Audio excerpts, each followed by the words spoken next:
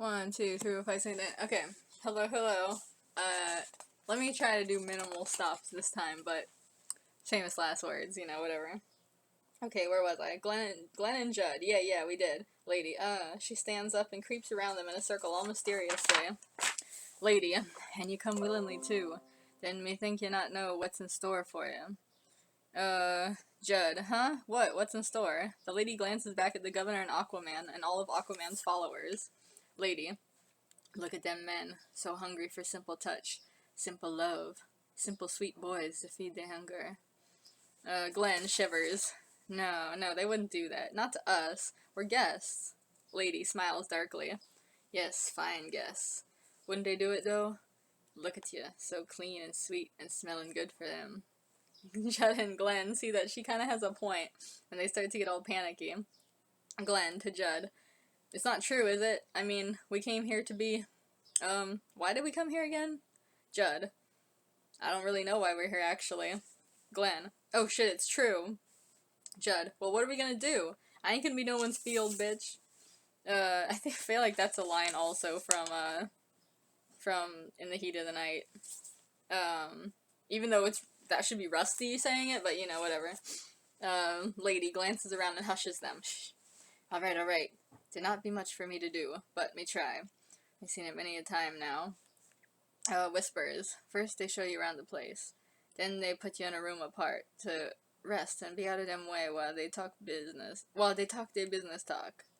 Once they done, they come and get you out the room for their wicked celebration. She reaches into the pocket of her tattered, skin-tight jeans and pulls out a couple little pills. She hands them to the two guys, that's also from 28 Days Later.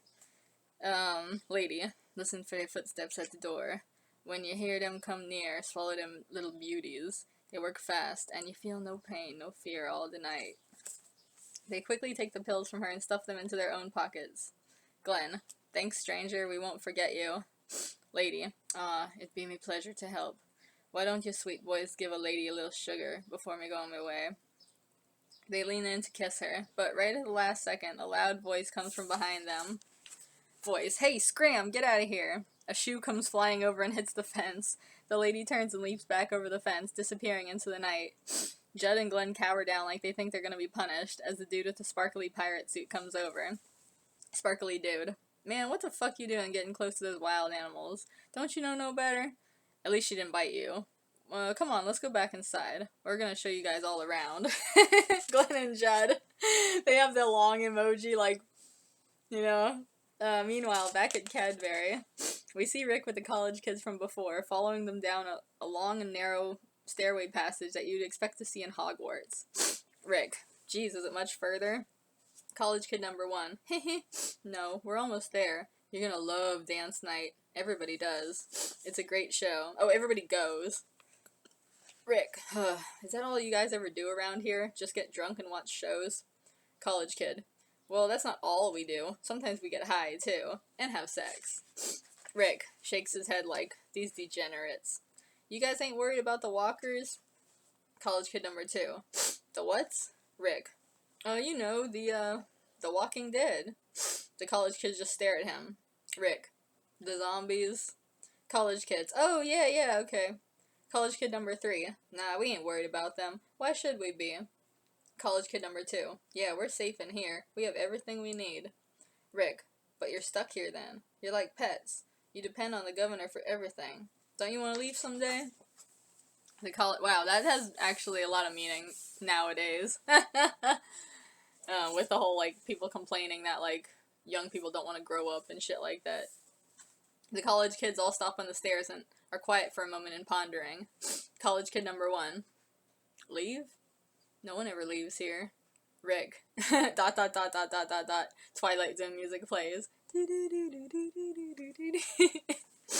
College kid number 2. Come on, cut this shit out. Let's go see some dancing. The college kid pushes open a door beside them, and it opens up into the fighting arena. Everyone is in there screaming and cheering with excitement, just making a ruckus. Rick follows the college kids down the little bleacher-type rows of seats, looking around at everybody like, what kind of madness have I descended into? They get down to the front near the pit, and Rick can see Shane and Daryl strutting up and down the gridwork of boards. acting out some kind of musical theater performance of To Kill a Mockingbird, or In the Heat of the Night, or any one of those stories about racial tensions in the South. Or perhaps it's Do the Right Thing in Georgia. Okay, so, like, the joke here, in case you want me to explain it, is that, like, you know, you expect them to be, like, pole dancing or, like, doing some highly sexualized, like, degrading type of shit or something. But, like, he comes in and they're doing, like, musical theater. So it's, like, that's supposed to be funny, you know? Anyways, Shane, lip-syncing to a show tune style song. Woo, it's hot, my friend, far too hot to think. Daryl also lip-syncing. Come down to the soda shop, and soda shop is hard to say, and we can grab a drink. Shane, my heart still weeps for that poor little dark-skinned boy. Daryl, yeah, it's a sad, sad summer here in Georgia, Joy. Shane flicks out a big-ass theatrical fan from nowhere and starts fanning himself like a caricature geisha or Southern Belle. Rick, with the Alfred Hitchcock effect. Ooh. What the fuck is this? Cut to outside, out in front of the Cadbury Manor, in the stillness and quiet of the night. Such a contrast to the crazy frenzy in the arena. By the drawbridge, the two model-esque sentries are standing guard, smoking cigarettes and bored. See you again with the smoke. Everyone smokes here. They listen to the water of the moat occasionally splashing beneath them, softly, as the alligators move around. Female sentry. I gotta go piss. BRB. She wanders off around the corner of the building and disappears. Male sentry, singing boredly to himself. 3 cheers for the red, white, and blue. A duck could be somebody's mother. This song appears in so many of my stories, but it's kind of like a tradition, I guess. Oh, look who's here. Look who's here. It's my son. My troublemaking son. Off to the side, he hears a small sound. He lowers his cigarette and looks around, but doesn't hear anything more, so he just shrugs it off and goes back to what he was doing, which is nothing. Then he hears it again, a low growl from the darkness. The sentry stands up, tossing the cigarette into the moat. Sentry. Who goes there? No answer. He hears the growling again from a different direction and looks all around, starting to get nervous. Sentry. Hey, who's there? Hey, are you playing games with me? Then we hear a low, gritty laugh. The sentry looks terrified. He keeps looking fast all around him into the dark. Sentry. Come out, show your face. Then the screen goes black. All we hear is muffled cries for help, like the sentry is trying to yell through cloth. Aw. Sentry. Oh no, I already read that. Cut to the kitchen of Cadbury. Tyree is making a peanut butter sandwich, and Rusty is sitting up on the kitchen counter watching him pervertedly. Rusty. You spread that good. Tyree gives him a look, flatly. Thanks. He tries to take a bite out of his sandwich uncomfortably, but Rusty just keeps staring at him without a break. Tyree. He puts the sandwich down. Shouldn't you be like, I don't know, helping your dad or something like that? Rusty. Nope, my dad's off watching Wheel of Fortune with some of them house survivors. I imagine that's like the movies that they make of their own, you know? So it's like a fake homemade Wheel of Fortune, you know? Some of them house survivors. And my brother's gone for the night on that special little trip to Atlanta with the governor. Oh, that's why it's called Atlantis, because they're in Atlanta. Okay, I get it now. So here I am, all alone, looking for something to do. He flirtatiously tries to put his arms around Tyree, but Tyree scoots back unsurely.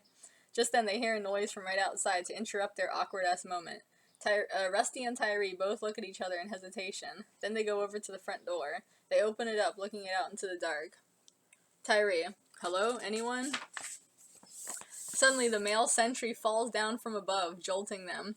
He hangs in the doorway, suspended upside down from a rope, and tied up like one of Batman's victims. All his clothes are gone, and instead he's wrapped up in the Georgia state flag. I feel like I just saw a movie recently where someone fell down, like, upside down from the ceiling and, like, startled somebody. Oh, it was Leprechaun. Yeah, when the girl is in the elevator and that guy just falls from the top of the elevator and, like, startles her. Yeah. I feel like that's happened in a lot of movies, though. Like, I think there was this part in Suspiria like that, but she was hanging, she wasn't, like, upside down. Anyways, where was I? Sentry. Run for your lives! Okay, he's alive, he's just hung upside down. Run for your lives! At that moment, a gang of bikers come stampeding in through the front hall, raiding the manor and yelling like a bunch of barbarians going to war. Tyree and Rusty are totally overwhelmed, so they race back into the kitchen and barricade the door from inside as the bikers tear the shit out of the front hall. All the other survivors come out of the various rooms and hallways to see what's going on, and as soon as they see the bikers, they run screaming in every direction. The bikers go after them and start chasing them all around, like Vikings chasing around the Britons, or whatever. It's just a complete crazy chaotic mess, once again. Outside, the bikers lower the drawbridge down with a loud slam to let the rest of the biker army ride over on their bikes. Yeah, that's right, it's a full-scale invasion. Meanwhile, down underground, away from all the chaos, Carl and Penny are walking around together. Penny, will you stay here with me, Carl? Carl, huh? Stay? Penny stops, turns to face him. It's not a bad life, here in the catacombs. We can grow up together. We can have adventures. Maybe someday we can even escape together. Carl, overwhelmed. Penny comes close. She puts her arms around him. Penny, please, stay with me. You don't have to leave your family. They'll be right upstairs. Just please, keep me company. I'm so lonely. All the adults are so big. They don't even see me. I'm so small. Aw, I'm gonna drink to that. Who doesn't feel small?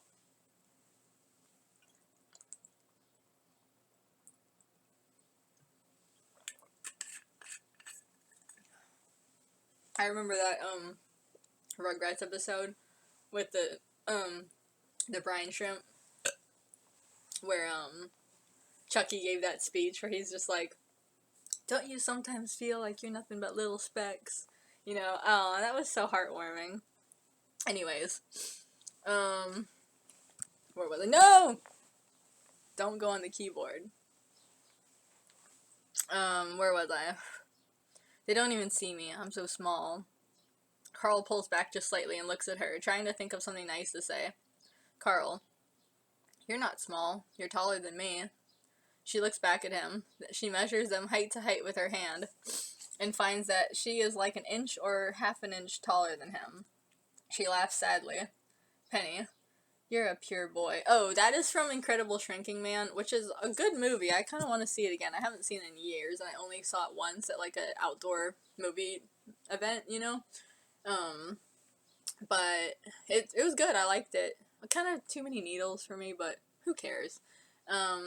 But anyways, there was one part where after the dude's been shrinking for a while, he like goes to a carnival and he finds a girl who's like a midget or something, and they like have a relationship and like fall in love and stuff. And he's just like, I'm so small, you know, and stuff. And she's like, you're taller than me, you know? And but then he becomes smaller than her eventually. So it's kind of like what I'm invoking right here. Anyways, where was I? Penny, you're a pure boy. Carl, you know, if you're not happy, you could get out. Penny, how? I don't have anyone. Even my own father's forgotten about me. Carl, but you could. I don't know exactly how, but you could meet other people like you. You could be free. Penny hugs him. Oh, Carl, you almost make me believe it. Aww. Meanwhile, in the pit, everyone is cheering, getting into the show as usual, when all of a sudden a random survivor bursts in, kicking open the door and yelling frantically. Random survivor. Bikers! Bikers are here! We're being invaded! Run for your lives! You're next! Everyone starts screaming like maniacs in a garment factory fire. Oh, that's fucked up. And they dart up out of their seats, running in every direction and pushing and shoving to get out every door. The musical theater music cuts off. Chaos is just abounding everywhere. A big ass, hot ass mess. I don't think anyone says hot ass mess anymore, but okay. Rick winds up getting shoved here and there all over the place by the frantic mob. Rick. Well, it would be useless to tell him to calm down at this point. He gets elbowed in the mouth randomly. Hey, watch it! Ugh, that's painful. Daryl. Bikers? He gets the wishes do come true smile on his face. My people! He leaps out of the performance area in like 0.3 seconds and runs into the crowd, smushing in with them and pushing and shoving, wiggling like everyone else to try and get upstairs, while at the same time Rick is trying to find Shane. He fights like a fish swimming upstream against the waves of freaked out spectators, all going the opposite way. Rick, Shane, where are you? He hears Shane's voice call back. Shane, Rick, over here! Rick looks over. At last, he and Shane see each other eye to eye through the crowd. They run towards each other, when suddenly, dun dun dun, Unique leaps out of nowhere and grabs Shane from behind. She claps her hand over his mouth, and even though I guess he's probably technically bigger and stronger, he doesn't have time to fight back. She hits a random, convenient, button on the wall, and a secret trapdoor opens up right beneath their feet, plummeting them down into mystery. Rick. ... I should take a shot every time it's ... I'd be fucking plastered. He takes off his hat and runs his fingers through his hair in shock. Rick. Well, ain't that just the darndest thing? He runs to the edge of the trapdoor and looks down in it, thinking about jumping in, but he can't bring himself to it. He should have done it, man! But does he think he's gonna get hurt? I mean, they already went down, but okay. The story has to progress. This is supposed to be a B movie after all, and you know, B movies don't always make total sense. They kind of, things happen because they have to happen, you know? So, that must be kept in mind. Where was I? Rick. No, it could be a trap. But I can't just leave him. He thinks quickly for a moment. The governor. I'll go to him. That's his daughter. He can talk some sense into her. He goes running back for the stairs, caught up in the flow of all the other people. At last, through all the pushing and shoving and squeezing, the panicked crowd makes it up to the top of the narrow Hogwarts-style staircase and bursts out into the house. They all race down the halls in pandemonium, yelling and screaming like people in a Godzilla movie. And they run straight into the bikers! The bikers are all busy looting the manor, but they stop and look up when they hear all the ruckus coming. The two groups see each other about to collide, but it's too late to slow down. Random biker. Stop! But they don't stop. The momentum is too much. The two groups slam into each other like two waves. People get trampled. Hella shoving and cursing and eye-scratching break out. And it's just a big-ass fucking riot. Random Cadburian looks around amidst the riot in slow motion and spots a metal candle holder. Random biker. ... The Cadburian grabs the candle holder and lifts it up dramatically as the music from 2001: A Space Odyssey plays, and he hits the biker over the head with it. The biker goes down on the floor. Exit slow motion. And exit the music. The biker crawls along the floor for a couple moments, dazed, dodging getting stepped on by everyone's legs. He crawls to the door and quickly sneaks inside, even though it's all dark in there. Biker. Fuck this. Fuck this, man. I ain't getting killed out there. He shuts the door behind him and turns on the light. He stands up, finding himself on a staircase that looks like it goes down into some sort of cellar.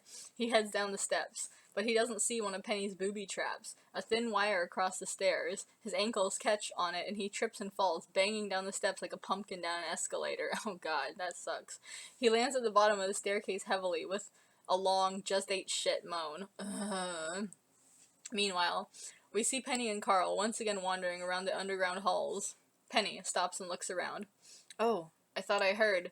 She starts hurrying away. I gotta go. I'll catch up with you later. After saying she wanted to spend her life with him and shit, but okay. Carl, huh? But wait, why? Where are you going? Penny starts to climb into a vent in the wall. I can't explain. Just trust me. Go back to my room. I'll find you later. Carl, come on, man. Penny, I can't. Please, just be a real pal and wait for me. But for now, just let me go. She runs back and hugs him. Then she runs into the vent and climbs down, disappearing. Carl stands there, stunned. He starts pacing around slightly.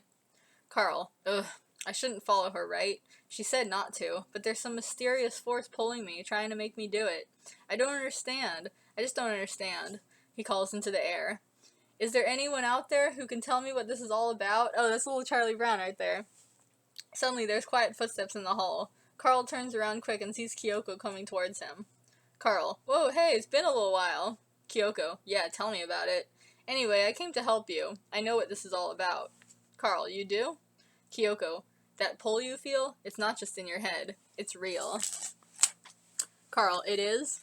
Kyoko, yes, it's the pull of the parody. The script is urging you forwards, and you can't fight it. So just go with the flow, man. Enjoy it for all it's worth. That's kind of a deep meaning, when you really think about it. Carl, whoa, man, that's deep. I shouldn't even talk. Kyoko, yes. A long pause for reflection. Kyoko, abruptly. Also, you like her. Dun dun dun! I should take a shot every time I said dun dun dun. Carl.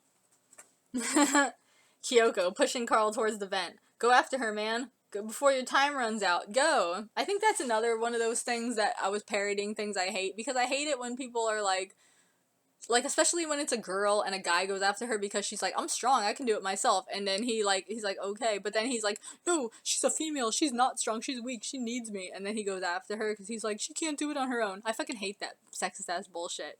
But I think I was parodying it here. Anyways, it's 20 minutes.